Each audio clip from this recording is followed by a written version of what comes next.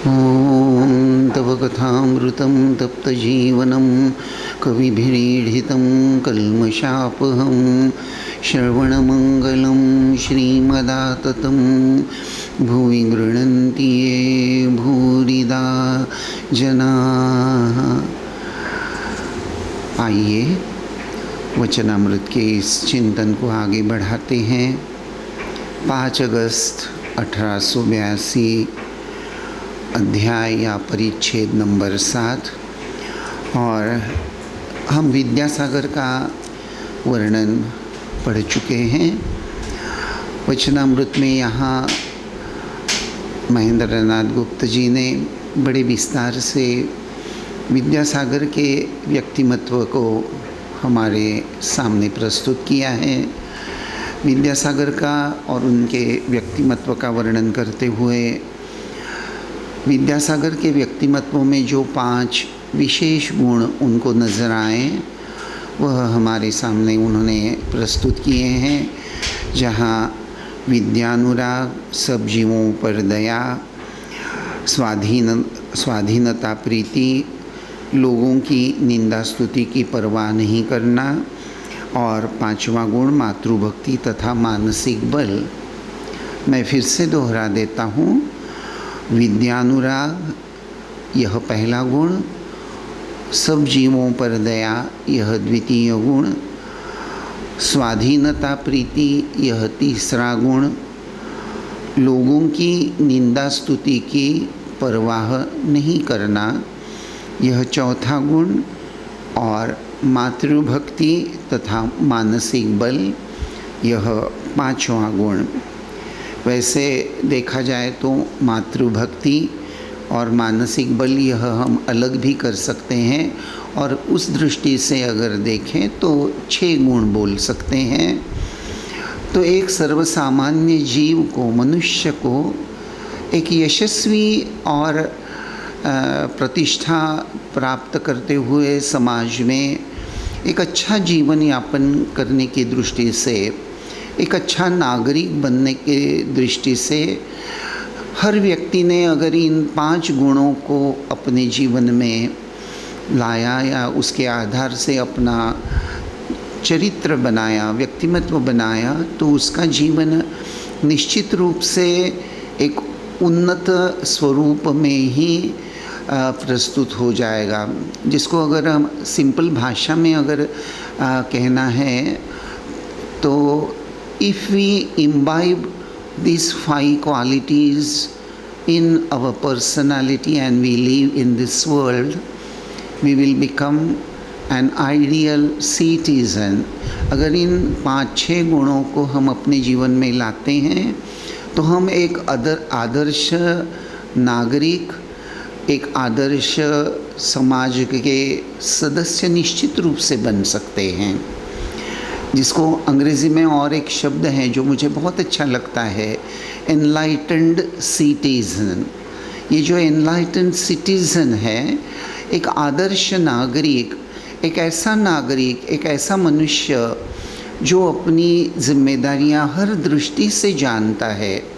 उसकी अपने प्रति एक जिम्मेदारी होती है, अर्थात हर व्यक्ति को यह देखना चाहिए कि उसमें कोई गलत या बुरी आदत उसमें न हो।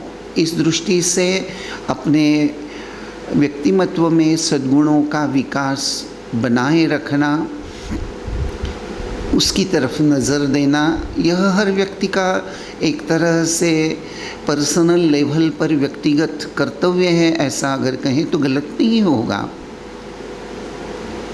ऐसा तो गलत नहीं होगा।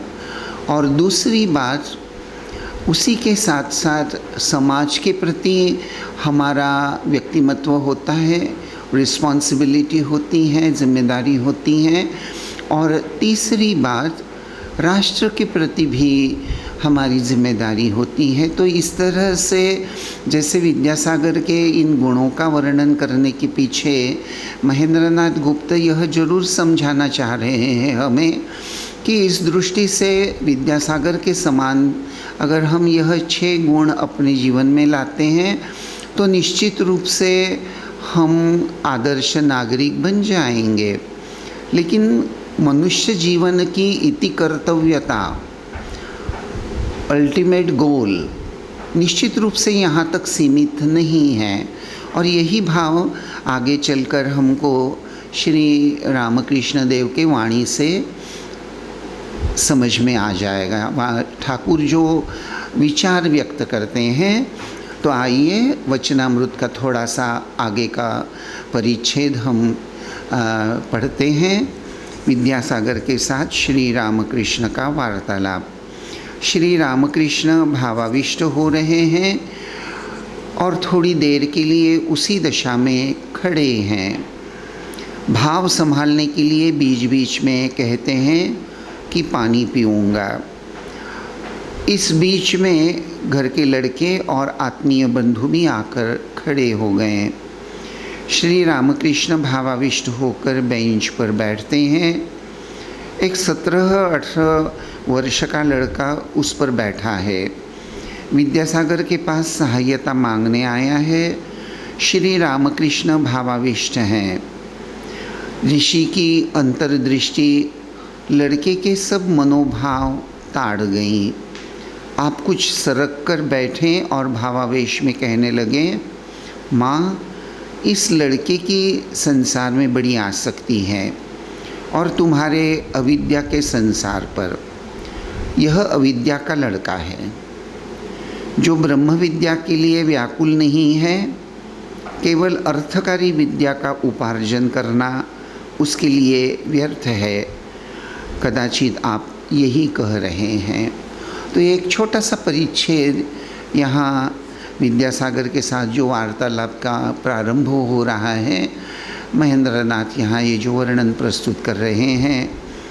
तो यहाँ ये जो विद्यासागर ठाकुर जिस बेंच पर बैठने गए, वहाँ ऑलरेडी एक 17-18 साल का लड़का बैठा हुआ है।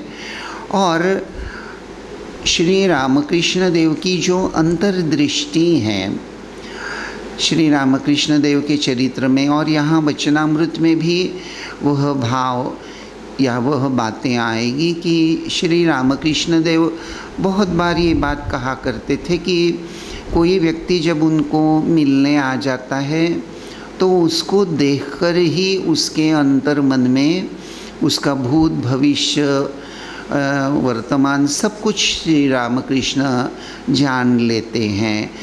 श्री रामकृष्ण देव की अपनी एक इस भाव को व्यक्त करने की शैली, श्री रामकृष्ण कहते हैं कि जैसे कांच की एक अलमारी है या कांच का कोई एक अच्छा सुंदर बक्सा है, बॉक्स है, जिसमें रखी हुई वस्तु उस बॉक्स से चारों तरफ घूम घूम कर आप देख सकते हैं स्पष्ट रूप से वह वस्तु हम बाहर से पूरी तरह से देख सकते हैं।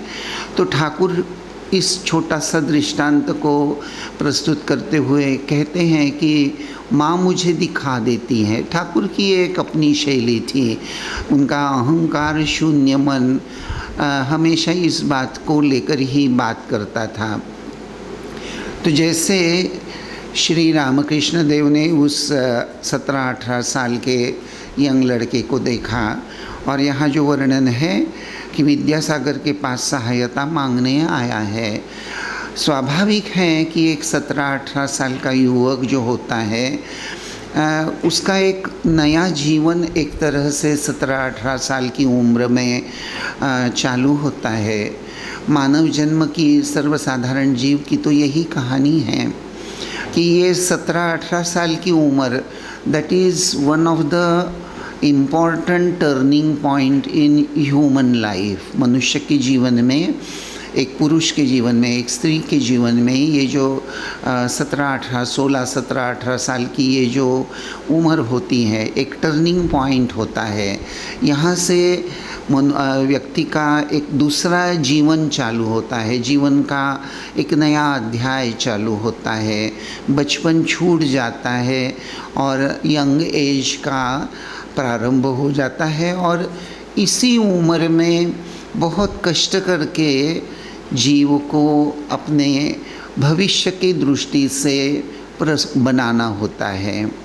सर्वसाधारण जीवन में हम यह बात बहुत भली भांति जानते हैं, देखते भी हैं कि ये 17-18 साल का लड़का जनरली आजकल के जनजीवन में अगर हम देखें तो वो 12वीं की परीक्षा ख़त्म करते हुए उसका आगे का प्रशिक्षण चालू होने वाला होता है, और आगे कौन सा प्रशिक्षण लेगा, कौन सी विद्या को वह प्राप्त करेगा, तो सर्वसाधारण मनुष्य का भाव यही रहता है कि मेरा लड़का या मेरी लड़की ऐसा करियर चुने जिससे कंप्लीट करने के बाद स्वावलंबी बनने में उसे तकलीफ़ ना हो। झट से ग्रेजुएशन कंप्लीट हो गया, एजुकेशन कंप्लीट हो गया कि वह स्वावलंबी बन जाए।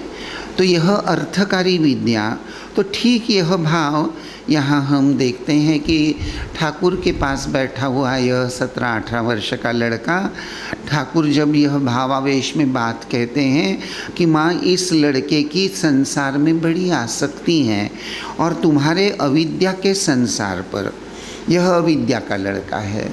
श्री रामकृष्ण देव बड़े सत्य और कभी कभी तो ऐसा लगता है कि बड़े सरलता में या दिव्य भाव में वह जो कुछ देख रहे हैं स्पष्ट रूप से बोल देते हैं।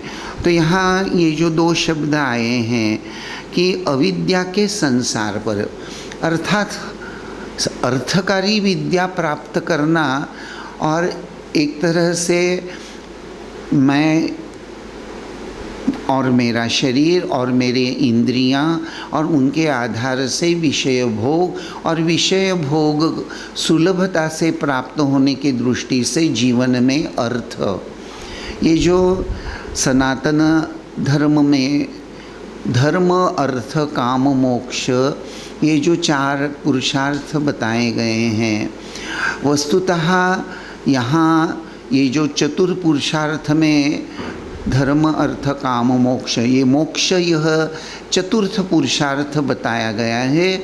लेकिन अक्सर सामान्य जीव इस चतुर्थ पुरुषार्थ को सामने रखकर अपना जीवन नहीं बनाता। हम देखते हैं कि ये धर्म अर्थ और काम, ये 3 पुरुषार्थ को लेकर ही सर्वसाधारण जीव मत्त रहते हैं। थोड़ा बहुत सद्गुणों का पालन करते हैं और यानी कहने के लिए, बोलना के लिए हो गया कि भाई हम धार्मिक हैं, मंदिर जाते हैं, सुबह उठकर भगवान की प्रार्थना करते हैं कि प्रभु हम सबको सुखी रखो इत्यादि। तो हमको लगता है कि भाई हाँ हम धार्मिक हैं, हम धर्म का पालन कर रहे हैं, हाँ पूजा करते हैं, गणेश पूजा आ गई तो गणेश पूजा कर लेते हैं, नवरात्रि आती हैं तो देवी के मंदिर में जाते हैं। तो एक तरह से हम भगवान को मानते हैं, सद्गुणों को थोड़ा सा पकड़ लेते हैं और जीवन यापन करते रहते हैं। लेकिन हमारी सभी भाव अगर हमारे अंतर जगत में देखें तो यही होता है कि अर्थ अर्जन करते हुए हम अपनी इच्छाओं को पूर्ण करें। काम का अर्थ यहाँ डिज़ायर्स, इच्छा आकांक्षा इस तरह से लेना है। यानी काम का अर्थ सिर्फ एक मर्यादित अर्थ नहीं, काम का एक अर्थ निश्चित रूप से सेक्स डिज़ायर ऐसा करते हैं, लेकिन यहाँ काम यह शब्द एक व्यापक अर्थ में हर प्रकार की इच्छा, मुझे सुख समृद्धि के सभी साधन उपलब्ध होने चाहिए, मेरा शरीर स्वस्थ रहना चाहिए ताकि मैं आनंद उपभोग कर सकूं, ये सभी बातें ये काम शब्द में आ जाती हैं। तो एक तरह से सर्वसाधारण जीव धर्म अर्थ काम यहाँ तक ही सीमित रहता है। तो श्री रामकृष्ण देव अपनी भाषा में कहते हैं अविद्या के संसार पर, यह जगदम्बा का अविद्या का संसार है। अर्थात मोक्ष को छोड़कर मनुष्य जब इन 3 बातों को लेकर ही अपना जीवन यापन करते हुए नज़र आता है तो एक तरह से वह अविद्या के प्रभाव में आ गया है। क्योंकि अविद्या शक्ति का श्री रामकृष्ण देव अक्सर ये 2 शक्ति के 2 रूप बोलते हैं। विद्या शक्ति और अविद्या शक्ति। तो अविद्या शक्ति या उसको कभी कभी माया शक्ति के नाम से भी कहा जाता है। तो ये जो अविद्या शक्ति का ही प्रभाव होता है कि मनुष्य, जैसा मैंने अभी कहा कि धर्म अर्थ काम, और धर्म से भी अर्थ और काम के पुरुषार्थ को बहुत दृढ़ता से पकड़ लेता है। और इसी को ठाकुर कहते हैं माँ अविद्या के संसार पर इस लड़के की आसक्ति है। तो सिर्फ अर्थ और काम, डिज़ायर्स, इसको पूर्ण करने के लिए अगर हम जीवन यापन करते हैं और अध्ययन करते हैं तो एक तरह से यह अधूरी ज़िंदगी है, अपूर्ण ज़िंदगी है। और इसलिए श्री रामकृष्ण देव या महेंद्र नाथ गुप्त यहाँ ये जो अगला जो वाक्य आया है, जो ब्रह्म विद्या के लिए व्याकुल नहीं है, केवल अर्थकरी विद्या का उपार्जन करना उसके लिए व्यर्थ है। अर्थात यहाँ मास्टर सुस्पष्ट भाव से श्री ठाकुर के हृदय का जो भाव है कि मोक्ष प्राप्ति या परब्रह्म प्राप्ति या परमात्मा प्राप्ति, और सिंपल भाषा में ईश्वर प्राप्ति के लिए अगर हम अपने जीवन को सजाते नहीं हैं, बनाते नहीं हैं, तो एक तरह से यह मनुष्य जन्म असफल हो जाता है, व्यर्थ हो जाता है। देखिए, हम एक अस्तित्व बोध लेकर जीवन यापन करते हैं, एक अस्तित्व बोध, मैं हूँ। लेकिन मनुष्य जन्म की महानता क्या है? मनुष्य जन्म की महानता तो इसी में है कि मनुष्य नारायण बन सकता है। नर करनी करे तो नर का नारायण होए, ऐसा कहा जाता है। तो मनुष्य एक अस्तित्व बोध, मैंपन लेकर ही जी रहा है। मैं, आप, हम सब एक मैंपन को लेकर जी रहे हैं। एक अस्तित्व बोध हमारे जीवन में सदैव बना हुआ है। मैं राजेंद्र हूँ, मैं पराग महाराज हूँ, मैं अमुक अमुक हूँ, मैं अमुक अमुक इनका लड़का हूँ, अमुक अमुक इनके कुल में पैदा हुआ हूँ, मैं अमुक अमुक ऑफिस में मैनेजिंग डायरेक्टर हूँ। हर जगह मैं हूँ और उसके साथ नाना उपाधियाँ चिपकी हुई हैं। यानी ये जो मैं हूँ, यह बोध है, यह बोध किस तरह से बटा हुआ है। देखिए, ये जो मैंने अभी आपको बातों बातों में ये जो कहा कि मैं राजेंद्र महाराज हूँ, ऐसा जब मैं कहता हूँ तो यह मेरा रूप, और ये रामकृष्ण संघ में मैं एक सन्यासी हूँ, यह मेरी एक आइडेंटिटी हो गई। तो मैं हूँ, इसके साथ में मैं रामकृष्ण संघ का सन्यासी हूँ, यह आइडेंटिटी चिपक गई। और मेरा नाम राजेंद्र है, यह भी आइडेंटिटी इसके साथ चिपकी हुई है। लेकिन मूल में क्या है? मैं हूँ यह बोध, और मैं हूँ के साथ मैं राजेंद्र, मैं रामकृष्ण संघ का एक सन्यासी, अब मैं वडोदरा में हूँ। देखिए, एक के बाद एक ये मैं हूँ के साथ में कितनी सारी बातें जुड़ी हुई हैं। हर व्यक्ति के जीवन में यह हम देखते हैं। मैंने एक उदाहरण के लिए आपके सामने ये प्रस्तुत किया। लेकिन इस मैंपन को लेकर जब हम जी रहे होते हैं तो आज मैं ऐसा हूँ, भविष्य में मुझे ऐसा ऐसा बनना है। अभी ये जो 16-17 वर्ष के लड़के की बात महेंद्र बाबू ने लिखी ना हमारे सामने एक कथामृत में, तो उसका अर्थ यह हो गया कि मान लीजिए यह जो 17-18 साल का लड़का जो विद्यासागर के यहाँ सहायता मांगने आया है, तो निश्चित रूप से वह सोच रहा है कि मैं एक गरीब घर का लड़का हूँ, मुझे ये बातें एक अच्छा इंसान बनने के लिए, आर्थिक दृष्टया संपन्न बनने के लिए मुझे कुछ बातों की ज़रूरत है। अर्थात यह लड़का अपने भविष्य को लेकर कुछ बनने की सोच रहा है। वैसे हम सभी, हम अगर हमारा जीवन थोड़ा सा पीछे मुड़कर अगर देखते हैं तो आपको यह बात महसूस होगी कि आपने भी अपने जीवन में, आप में से जो लोग अभी बड़े बुज़ुर्ग हैं, ज़रा पीछे मुड़कर देखिए। 17-18 साल की उम्र में हमने भी ऐसा ही अपने भविष्य को लेकर कुछ सोचा था। और इसीलिए मैं ये कह रहा हूँ कि मनुष्य ही आज मैं ऐसा हूँ और भविष्य में मुझे ऐसा ऐसा बनना है। यह प्लानिंग, यह सोच सकने का सामर्थ्य सिर्फ मनुष्य में होता है। मनुष्य को छोड़कर बाकी सब जो मानवेतर प्राणी हैं, ये सब जो पशु पक्षी हैं, ये अपने भविष्य को लेकर बहुत ज़्यादा कुछ सोचने का सामर्थ्य नहीं रखते। निसर्ग नियम के अनुसार जीवन यापन करना उनके लिए एक बाध्यता है। शास्त्र में इसी बात को कहते हैं, आहार निद्रा भयमैथुनंच एतत् चतुर्भि पशुभिः समाना। तो मनुष्य को छोड़कर बाकी सब जो प्राणी, पशु पक्षी, ये सब जो हैं, वे इस 4 स्तर पर ही जीवन यापन करते हुए नज़र आते हैं। यह निसर्ग की योजना है। आहार निद्रा भयमैथुनंच, ये 4 बातें।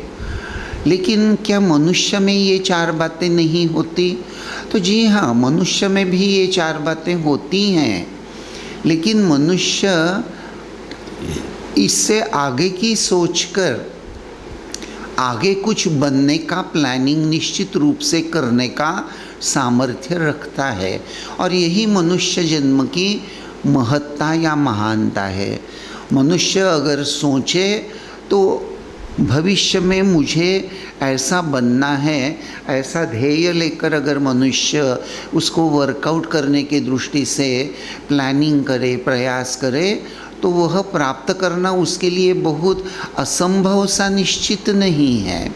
और इसी दृष्टि को और एक थोड़ा सा कदम आगे अगर बढ़ा दें तो यह जो ठाकुर यह जो बोलते हैं कि जो ब्रह्म विद्या के लिए व्याकुल नहीं है, अर्थात मनुष्य भगवत प्राप्ति करने की क्षमता को लेकर ही जन्म ग्रहण करता है।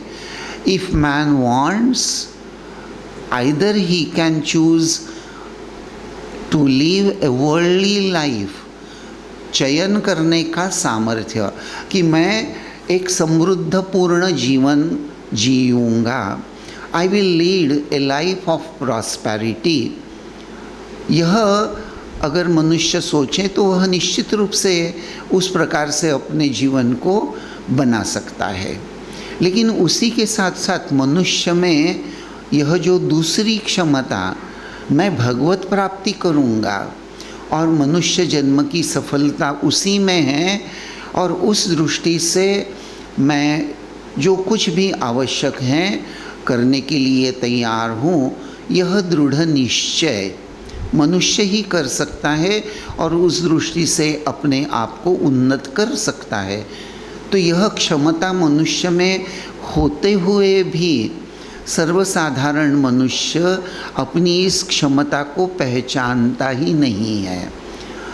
यानी ये जो श्री रामकृष्ण देव ने ये जो अविद्या का संसार यह शब्द व्यवहार किया है, उसके मूल में यही बात है कि मनुष्य में अपने स्वस्वरूप को पहचानना या ईश्वरानुराग के साथ भगवत प्राप्ति करके जीवन धन्य करना, वह सामर्थ्य होते हुए भी वह उसकी ओर मुड़ता ही नहीं।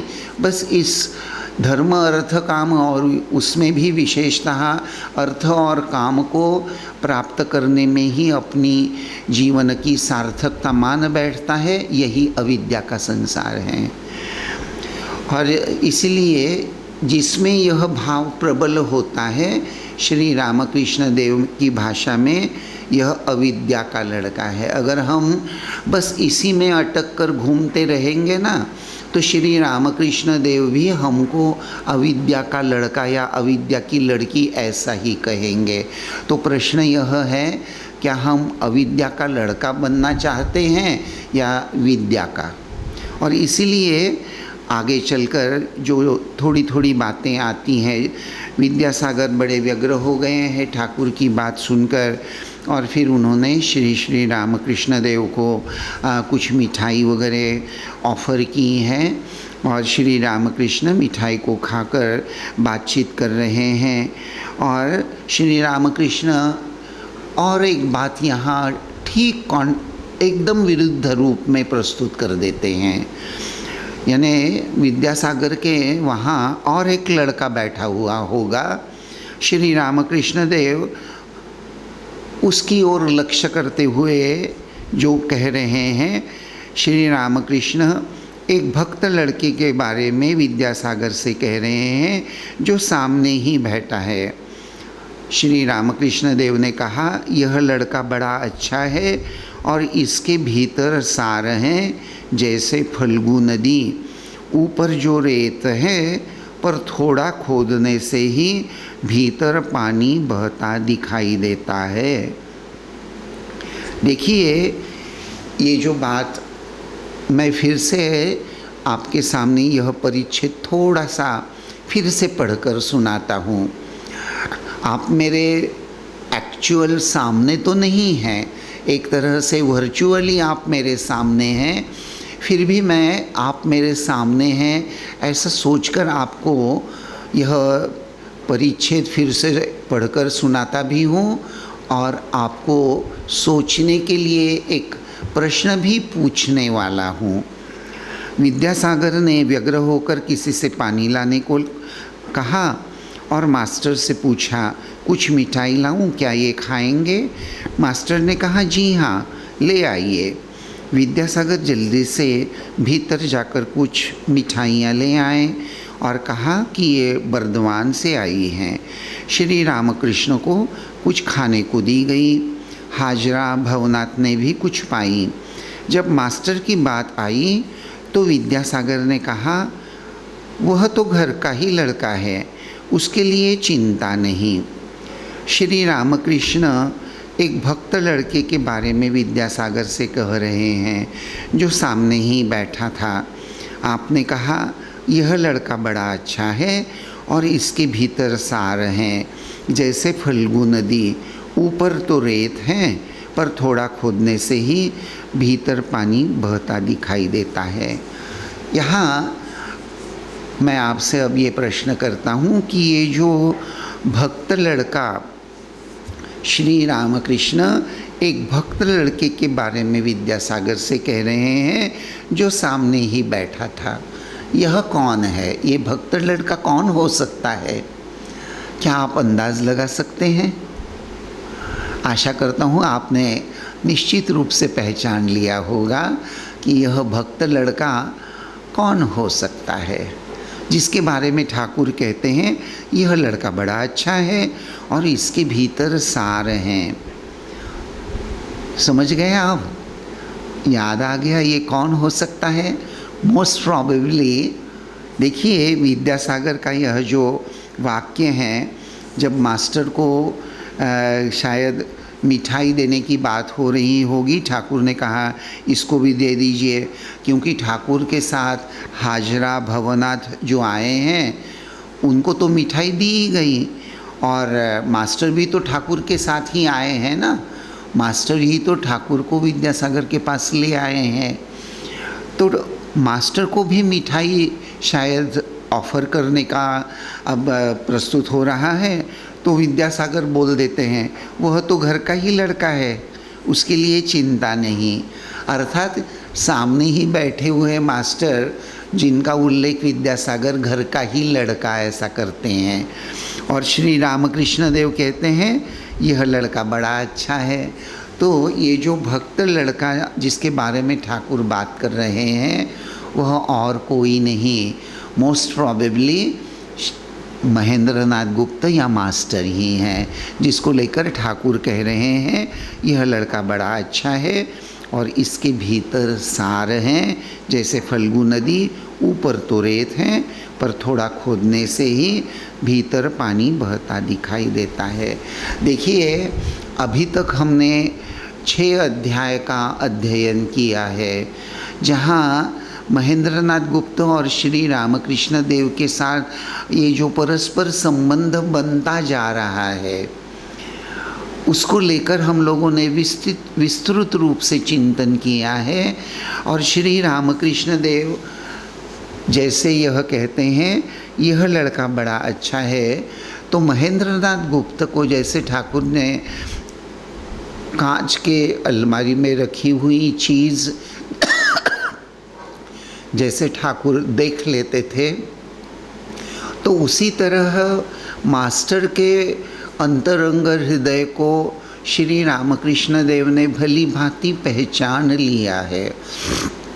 श्री रामकृष्ण देव जानते हैं कि वे जो यह नरतनु धारण करके इस पृथ्वी पर अवतीर्ण हुए हैं, तो उनकी यह जो पृथ्वी पर लीला है, इस लीला का उद्देश्य जीवोद्धार, सर्वसामान्य जीव का उद्धार, अर्थात सर्वसाधारण मनुष्य के अंतःकरण में जो विषय परायणता होती है वो हटाकर सर्वसाधारण मनुष्य का मन ईश्वराभिमुख करते हुए उसके असली उद्देश्य की ओर सर्वसाधारण जीव को ले जाना, यानी एक तरह से अवतार का यह एक प्रमुख कार्य होता है। स्वामी विवेकानंद जी ने श्री रामकृष्ण देव के लिए जो प्रणाम मंत्र बताया है, जिसका पहला शब्द ही आता है ओम स्थापकाय च धर्मस्य सर्वधर्मस्वरूपिणे अवतार वरिष्ठाय रामकृष्णाय ते नमः।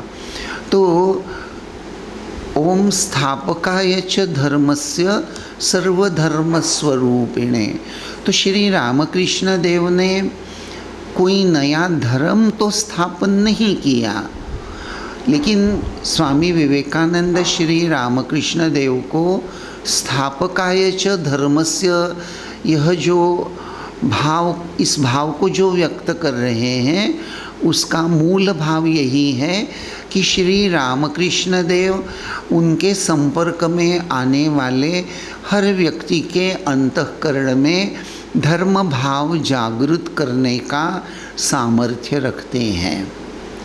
श्री रामकृष्ण देव के संपर्क में जो भी व्यक्ति आया, चाहे वो उच्च कोटि का अधिकारी हो या निम्न स्तर का कोई आदमी हो, कोई भी हो, उसकी स्पिरिचुअल क्षमता किसी भी प्रकार की क्यों न हो, लेकिन उसके अंतःकरण में ईश्वर के प्रति अनुराग का जागरण करना और जो जहाँ जिस अवस्था में है उसी अवस्था से उसको उन्नति की, आध्यात्मिक उन्नति की दृष्टि से बनाना और उसको आगे ले जाना, यह कार्य संपन्न करने का एक अपूर्व सामर्थ्य, एक अपूर्व शक्ति श्री रामकृष्ण देव में सतत विद्यमान थी। अंग्रेज़ी में सिंपल भाषा में अगर कहना है तो रिडीमिंग पावर ऑफ गॉड, ईश्वर की जीवोद्धार की यह जो अपूर्व क्षमता है, जिसको लेकर ही श्री रामकृष्ण देव साक्षात परब्रह्म जो हैं मानव रूप में हमारे सामने यह लीला कर रहे हैं।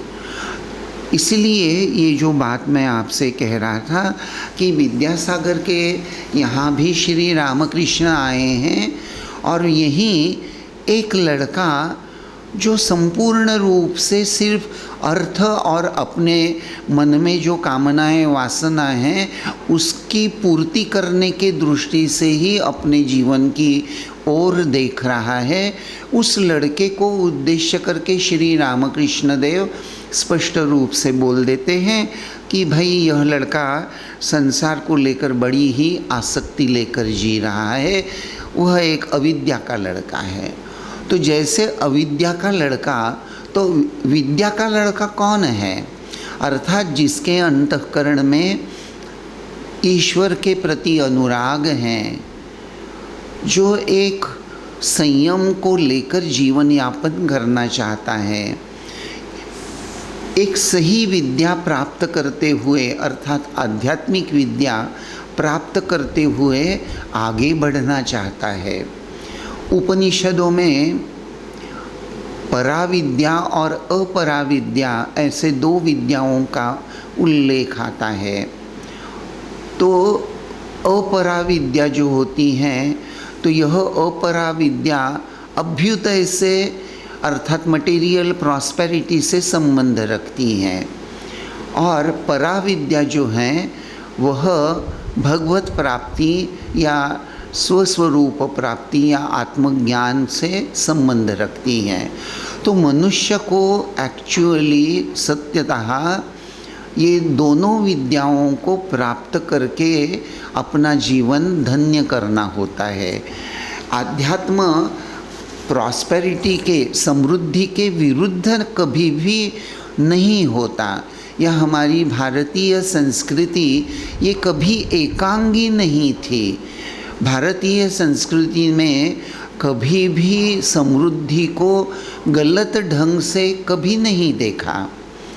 इसीलिए ये जो पराविद्या और अपराविद्या, इन दोनों का मनुष्य के जीवन में यथा योग्य जो स्थान है, लेकिन एक बात निश्चित रूप से कि मनुष्य जीवन की सफलता सिर्फ इस भौतिक समृद्धि को लेकर और भौतिक विकास को लेकर नहीं है।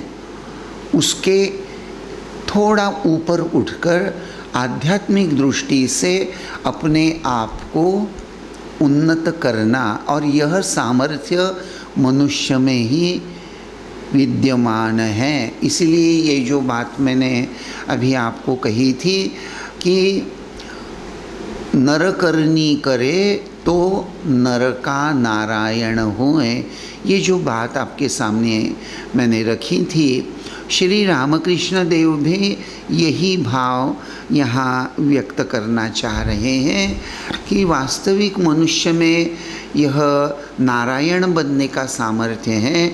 मनुष्य को अपने में निहित यह सामर्थ्य को पहचान कर नारायण बनना, अर्थात आध्यात्मिक दृष्टि से अपने उन्नयन की ओर ध्यान देना, यही उसका परम कर्तव्य होता है।